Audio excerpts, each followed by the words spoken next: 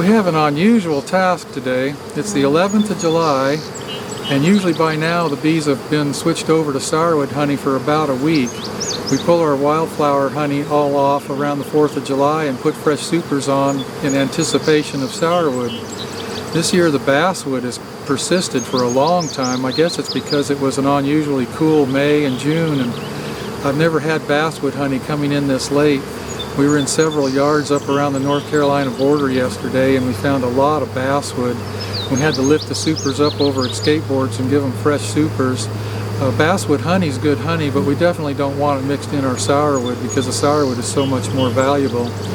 So here we are again in another yard. We're going to check it out, see what's in the supers. Hopefully it's all sourwood. If not, we're going to lift it over escape boards and give them a fresh super. I think the escapes tell a story. There's a lot of sourwood in these supers, but there's also a lot of something else. I think there's probably some Dutch white clover and perhaps some red clover. In a really wet year, sometimes the red clover will flow well enough for the bees to get in it. There's no basswood here, but I still can't call it sourwood. So we put a fresh super on every colony, and we'll be back here in about 5 days to check them again. And we got another yard up the road that I know had some basswood in it the last time I was here, so we'll move up there and check that one next. This whole yard is single-story colonies. All the supers on here are above a single with an excluder. So just look at this one too, see what they've been up to.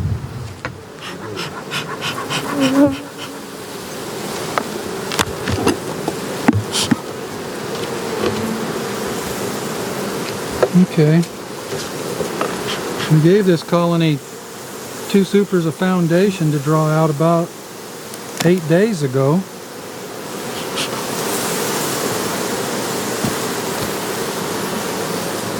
Obviously been working on it.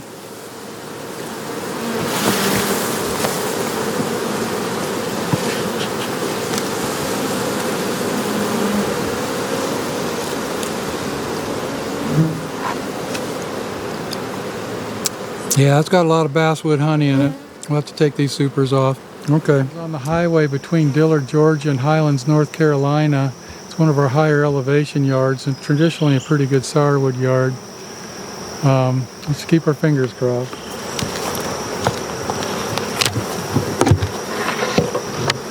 Oh,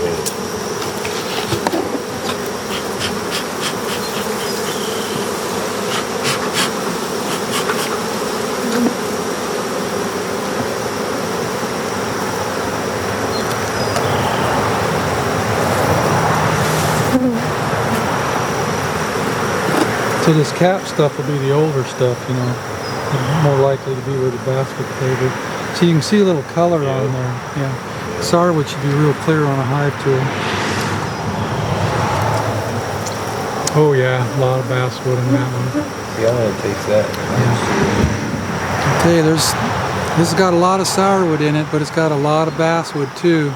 I wouldn't feel comfortable calling this sourwood honey because of the basswood content. So we're going to lift all the supers up in this yard and give them a fresh super, put escape boards on everything and try it again. Here it is, the 11th of July. We just put these supers on a week ago. Should have been sourwood honey, but that's the way the cookie crumbles in the bee business. Okay, let's get out a pile of escapes. Okay, we've been putting on these triangle bee escapes. We like them, use them a lot. The bottom has kind of a double triangle maze that the bees have to go through to get down into the brood nest or the super below. This would be the top. It seems like all the bees have to eventually get down to the brood nest every couple of days, and they go through here, and very few of them find their way back through this maze. There are several kinds of bee escapes. This just happens to be the one we use. It takes about a day per super to get the bees out. You never get 100%, but it clears it out pretty good. 98% maybe of the bees end up below it. We're going to be 5 days before we get back here, so that's why I chose to put 4 boxes over an escape. And it doesn't matter where the box came from. This colony might have only had 1 or 2 boxes on it when we put the escape there, We'll take and put boxes from other colonies. I've never had a problem with fighting. It's not an issue. Oddly enough, most of the bees that you find in a super do go home. I'm sure a few stay, but it's always interesting to me how many actually do make it back home. And what we've been putting on here today, depending on the colony, is we're either giving them a deep super of drawn comb. You can see this palette is all deep supers. And the smaller colonies have a single shallow or a single medium on them. Our window for sourwood is getting short here. It's the 11th of July. We might have 10 days, we might have 12 days left. And we're going to run them a little tight. We're going to check back here in 5 days and see how they're doing. We'll have a lot of shallow and medium supers extracted by then, and if they're doing real good, we'll give them another shallow or medium. And we'll be pulling this honey off in 5 days, and the sourwood honey, hopefully sourwood by then, will be coming off very shortly. Just in 2 weeks to 3 weeks we'll have that off. Very tight season for the sourwood. It's tricky. Another reason we have to get it off right away is because there's 2 plants that are going to bloom as soon as it's done. The first one is going to be a variety of sumac, which kind of looks like dirty dishwater. Tastes pretty good, but it definitely darkens the sourwood and changes the flavor. And then the one that comes right after that is kudzu. This mountainside behind us here is just covered in kudzu. It smells like grape knee-high when you smell it blooming. It's very interesting. And the honey is kind of a dark lavender color. Definitely darkens the sourwood. We definitely don't want that to get in there. So keeping this sourwood pure is very tricky. You can't always do it. I'm not sure there's 100% pure anything when it comes to honey in the beekeeping world. But because of the value of the sourwood, we really try to keep it as pure as we can. The law says it only has to be 51% or better to call it that, but we don't go by that at all. We want it to be 80 or 90% before we'll actually call it sourwood. So we'll be back here in 5 days. We got some more yards up in North Carolina we're gonna go check. We're gonna try to hit 8 or 9, maybe 10 yards today and get this done. Okay, John's got a trick up his sleeve here. If we have a little hole that a bee can get in and out like that, when the supers are above a escape board, you need to plug the holes, because once the bees have vacated the supers, robber bees can get in there and rob all the honey out. It just takes a little bitty hole like that. Now, because there's a honey flow going on right now, it may not be a problem. When there's a flow, robbing isn't so bad. If there's not a honey flow, you better get a hole like that plugged up, because all the colonies in the yard will find those little holes and rob the stacks of supers out. So that's the one drawback. Well, there's 2 drawbacks about escape boards. One is you have to make 2 trips, and the other is you got to have a bee-tight situation. Either have bee-tight equipment or take plastic or duct tape or something and plug up those holes. Okay, this is a neat little yard. It's one of our smallest yards. It's only got 24 colonies in it. It's a typical scene in the southern Appalachians. You have the house in the background there that I believe was built in the 1930s. It's in the shade. I don't know if it'll show up in this shot. And right over here is the really old house that I'm not sure when it was built. It's a really old log cabin from 1800s or something.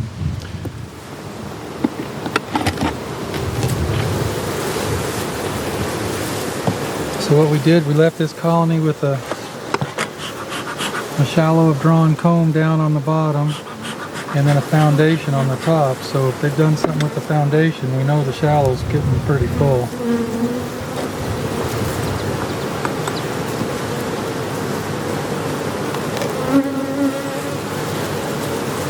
Yeah, that looks pretty good. Let's see what it tastes like.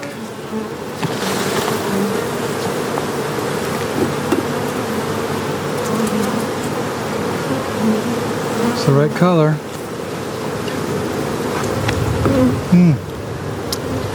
It's good. Okay, finally. That's good honey.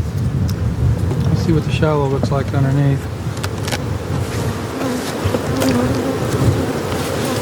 Oh yeah, they're doing good.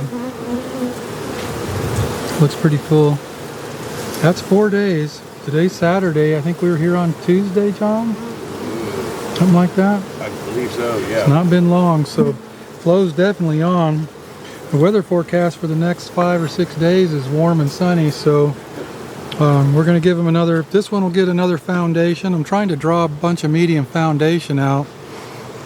I've got 3 kinds of supers. I've got deep drawn comb, shallow drawn comb, a little bit of medium drawn comb, and I'm trying to get rid of the shallows. I don't need 3 types of supers. In fact, that's something for people to keep in mind when you're first starting out. Try to stick with the same size so you don't have different sizes of supers.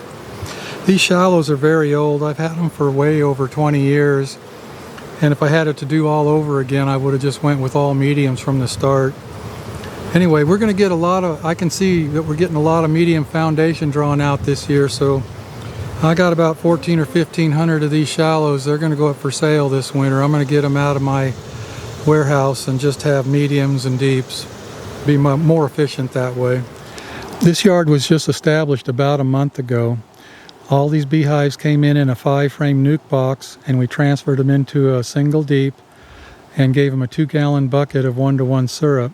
They actually were able to get 2 rounds of 1-to-1 syrup in them and got most of them ready for the flow in just 1 month. Now, we do something odd in yards like this. You'll see several single-story colonies here. We actually stole from the poor and gave to the rich in this situation. If a colony was not going to be large enough for the honey flow, we actually would take a few frames of drawn, sealed brood out of that and give it to the other colonies that were getting close. We'd shake most of the bees off so it was real clear whether the queen was there or not. And we chose sealed or hatching brood in this instance, gave it to the colonies that might have only been 6 or 7 frames of bees and boosted them into a good 10-frame single in time for the flow.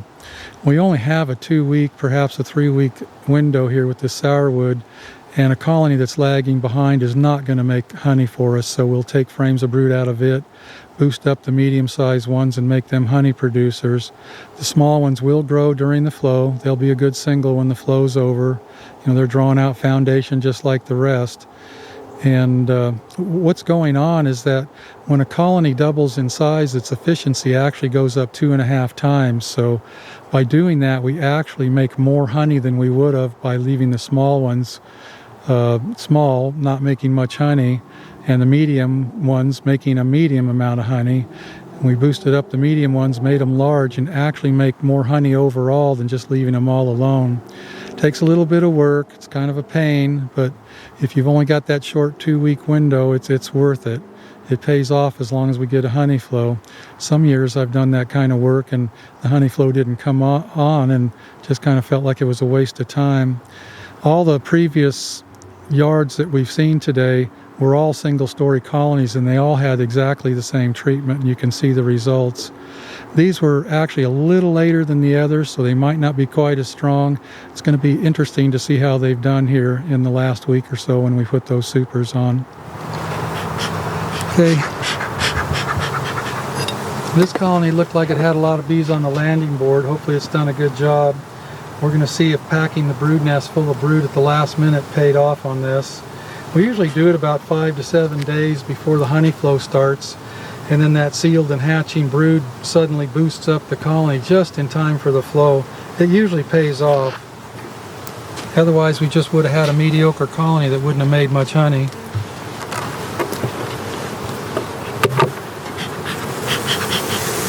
So this was given a medium foundation, and I can see from here that they've drawn it out quite nicely.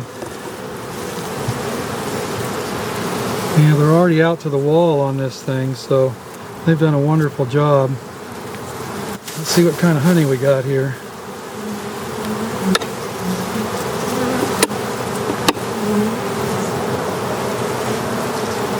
Looks a little yellow.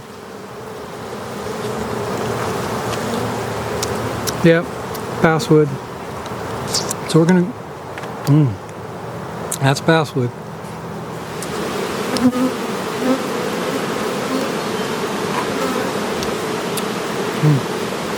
It's definitely basswood. Yeah. Well, we've been through a bunch of yards up here in western North Carolina and up close to the border in Georgia. I only found one that seemed like it was making good quality sourwood, and the rest are making anything but. I've seen basswood and what I think is clover and something else that I don't know what it is. I've never tasted it before. Our yards that are north up here are usually our best ones. They're higher elevation, they have richer soil, and they usually do the best quality and the best quantity of sourwood, but this year it's just the opposite. The yards we have that are south of the border and down by our shop are doing great. They've got 3 supers on the good ones. There's even a few that got 4 and it's not over yet. So it's a complete reversal of what usually happens. You never know what's going to happen with Mother Nature. As soon as you think you've got it figured out, she throws you a curveball and there you go. Heavy.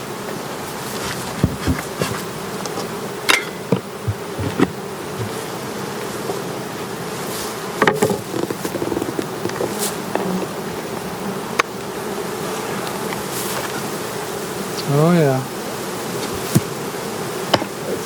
Let's taste this, John. Oh yeah. See what we got. I'm glad to. That looks like the real deal there. Look at that.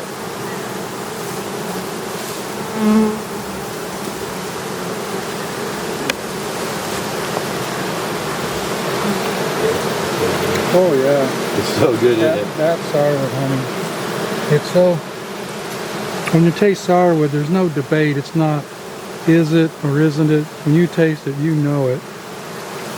And that's the real thing right there. This colony's made a good crop of sourwood already. And I think there's enough time left maybe to make 2 more supers on this one. Obviously we've lost a little. These two supers are so full. I should have been here a couple days ago, but geez, we got, I don't know, 45 bee yards or more. It's hard to be to all of them on time. I'm really pleased to finally see some good quality sourwood. This honey is superb, wouldn't you agree? Yeah. I mean, this is what earns that reputation, best honey in the world right here. And as near as I can tell today, we've been to what? We've been 8 or 9, maybe even 10 yards today. Yeah. At this point, it looks like half of my yards are making sourwood and the other half are making anything but. We've tasted basswood today and clover and other honeys that I've never tasted before. It's a very odd year. I think it has to do with the spring weather patterns. It must. We had a very almost record-breaking cool May. June was much below average. We've got a ton of water in the earth. We've had a lot of rain. It's just the water table must just be 12 inches down. I'm not sure. I guess the planets just lined up perfectly for these southern yards, and the northern yards just aren't going to do it this year. At least so far it doesn't look like it. We supered them up and acted like it's yet to come, but at this point I don't have a lot of confidence in those northern yards. Anyway, I'm really pleased to see this. A half a crop of sourwood's a heck of a lot better than no crop of sourwood. And of course, I can't be too disappointed with the northern yards. They are making a lot of honey, more than they normally do without there being a sourwood flow. So, and it's good honey. It'll just go into our wildflower. Nothing wrong with that.